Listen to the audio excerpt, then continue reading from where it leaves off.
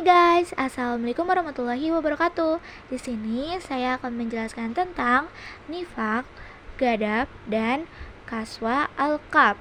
Nah, sebelum lanjut ke penjelasannya, di sini saya akan memperkenalkan diri saya dulu. Yaitu nama saya Saskia Rismawi Jayanti dari 12 IPA 2. Yang pertama di sini ada nifak. Pengertian nifak. Nifak berasal dari akar kata nafakah, berarti munafik, menyembunyikan, berbohong, dan berpura-pura. Kata ini diambil dari kara nafika, berarti salah satu lubang tikus. Jika dicari melalui satu lubang, maka tikus itu akan lari dan mencari lubang lainnya. Kata nifak secara istilah adalah sikap menyembunyikan sesuatu di dalam hatinya karena tak ingin diketahui keberadaannya oleh orang lain, sehingga menampakkan sesuatu yang tidak sesuai dengan apa yang ada di dalam hatinya. Atau dengan kata lain, nifak ialah menyatakan keimanan padahal di balik itu tersimpan kekufuran. Selanjutnya ada dalil, yaitu di sini ada dua surah.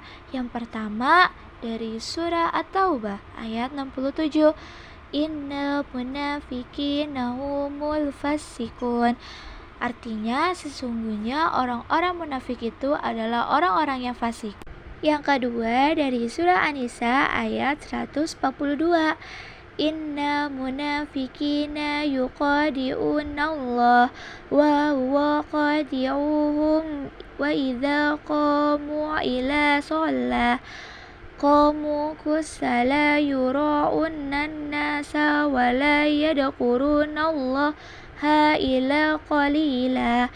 Artinya, sesungguhnya orang-orang munafik itu hendak menipu Allah, tetapi Allah lah yang menipu mereka. Apabila mereka berdiri untuk sholat, mereka berdiri dengan malas. Mereka bermaksud ria atau ingin dilihat di hadapan manusia, dan tidaklah mereka menyebut Allah kecuali sedikit pun. Nah, di sini ada contohnya, yaitu ada dua contoh. Yang pertama, mengkhianati janji. Nah, mengkhianati janji itu kayak seseorang yang berjanji untuk melakukan sesuatu tetapi tanpa niat untuk menepatinya atau sengaja mengingkari janji tersebut, padahal janji itu sudah dibuat dengan niat untuk menipu. Lanjut di contoh yang kedua, yaitu ada bermuka dua. Nah, maksud dari bermuka dua itu menunjukkan sikap baik di depan orang lain, tetapi di belakang mereka melakukan tindakan yang bertentangan dengan kebaikan tersebut.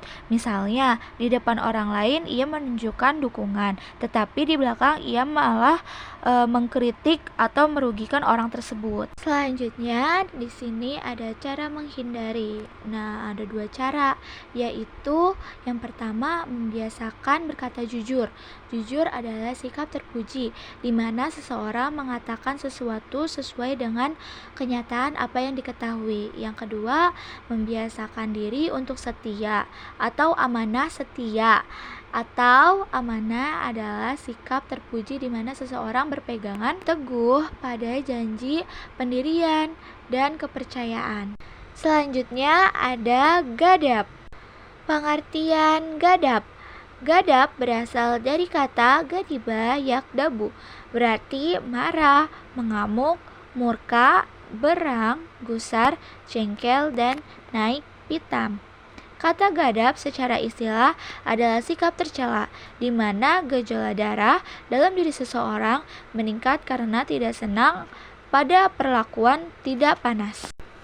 Gadab merupakan fitrah manusia. Sikap ini akan terjadi ketika adanya sesuatu yang kesalahan ataupun ketidakpantasan. Oleh karena itu, sikap ini haruslah dikendalikan, bahkan direndam. Di sini ada dalilnya, yaitu dari surah Al-A'raf ayat 200. Wa imma yanzaghannaka minas sayyatani naj'u fastaghfir billah innahu sami'un alim.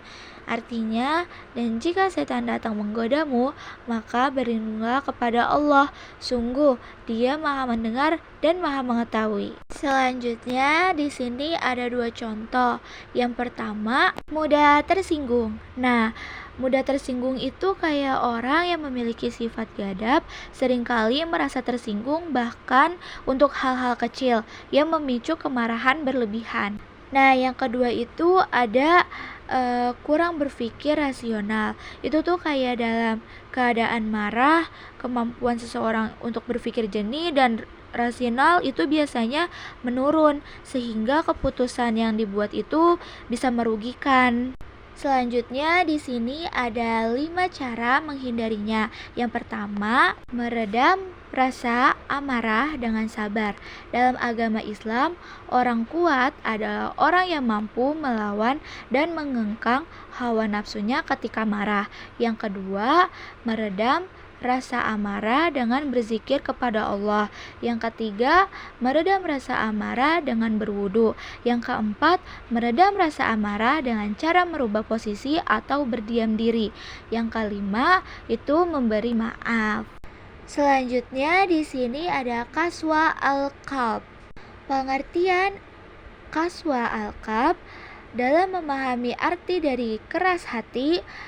Amin Syukur dalam terapi hati mengatakan bahwa Imam Al-Ghazali menjelaskan tentang 3 macam hati, yaitu yang pertama hati yang sehat, tandanya adalah iman yang kuat dan pengalaman yang konsisten. Yang kedua, hati yang sakit, tandanya adalah adanya keimanan ibadah namun ternodai dengan keburukan dan kemaksiatan. Yang ketiga, hati yang mati, tandanya adalah mengeras dan membantunya hati karena banyak kemaksiatan yang diperbuat. Lalu di sini ada dalilnya, yaitu dari surah Al-Baqarah ayat 74. As-saddu qaswah wa inna minal hijarati lama yatafajaru minahul anhar summa qasat qulubukum min ba'di dzalika fahiya kahijarah wa inna minha lama yasaqqaku fayara'u ulmah wa inna minha lama yahbitu min khasyatillah wa mallah bifafilin amma ta'malun. Artinya, setelah itu hatimu menjadi keras sehingga ia seperti batu, bahkan lebih keras. Padahal dari batu-batu itu pasti ada sungai-sungai yang memancar. Ada pula yang terbelah, lalu keluarlah mata air darinya. Dan ada lagi yang meluncur jatuh karena takut kepada Allah. Allah tidaklah lengah terhadap apa yang kamu kerjakan. Di sini ada 2 contohnya, yaitu yang pertama, tidak menyesali kesalahan. Nah, itu maksudnya itu hati yang keras tidak akan merasa penyesalan atas kesalahan atau keburukan yang dilakukan. Mereka cenderung mencari-cari alasan atau kebenaran atas perbuatannya, alih-alih berusaha memperbaiki diri dan bertaubat. Nah, yang kedua itu tidak peduli dengan kesulitan orang lain. Maksudnya tuh seseorang yang memiliki kaswa al-qalb akan bersikap apatis atau acuh tak acuh terhadap penderitaan orang lain. Mereka tidak merasa tergerak untuk membantu orang yang membutuhkan, baik secara materi maupun emosional. Lalu di sini ada cara menghindarinya, yaitu ada 6 cara. Yang pertama, membaca Al-Quran disertai dengan perenungan. Yang kedua, mengatur pola makan agar perut tidak kenyang. Yang ketiga, bangun malam. Yang keempat, merendahkan diri di hadapan Allah pada akhir malam. Yang kelima, bergaul dengan orang-orang soleh. Yang keenam, berempati kepada orang lain. Nah, terima kasih kawan-kawan atas perhatiannya dan mudah-mudahan apa yang saya jelaskan tadi mudah dimengerti oleh teman-teman semua. Baik, dari saya, Assalamualaikum warahmatullahi wabarakatuh.